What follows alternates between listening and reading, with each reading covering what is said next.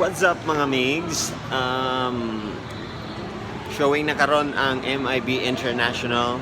Siyempre ang sequence prequel or sequence sa mga MIB movies nga ato gakitaan sa una.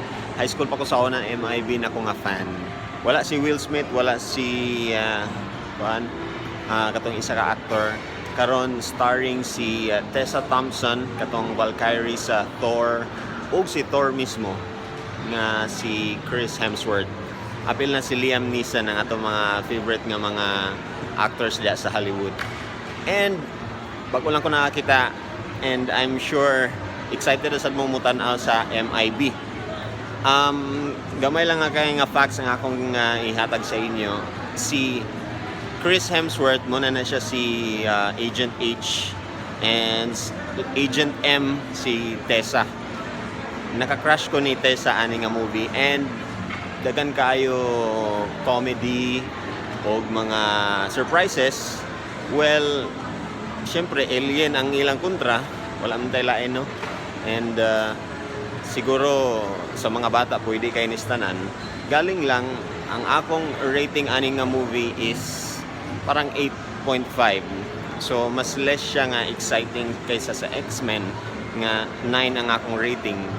Siguro because dagan ko gi-expect nga akong nakitaan sa MIB 2 kung sa una ay gusto na ko nga kuan siguro na ako makita nga something na wala na ako na wala ko na satisfy siguro, but mura siya og ma-recall nimo ang uban ng mga characters nga nasa MIB, no? Nga karaan ma-recall nimo siya and na yung mga part dito nga makaingon ka, alam mo muna si kuano, di ba? So mas maayo pud gyapon nga mutanaw mo sa karaan nga MIB or pwede pod dili na kay stand alone gyapon ni siya nga movie nga diretso na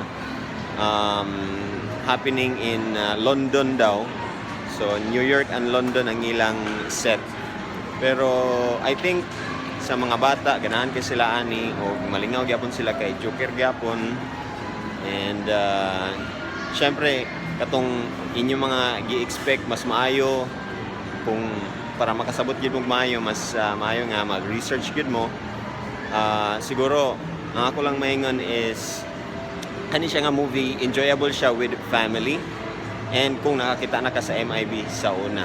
O sa mga dalaga diha, murag feeling na ako ganahan mo ani kay tisoy kayo si Chris. O sa mga lalaki, murag ganahan mo kay murag nice gyapon o gwapa gyapon si Tessa.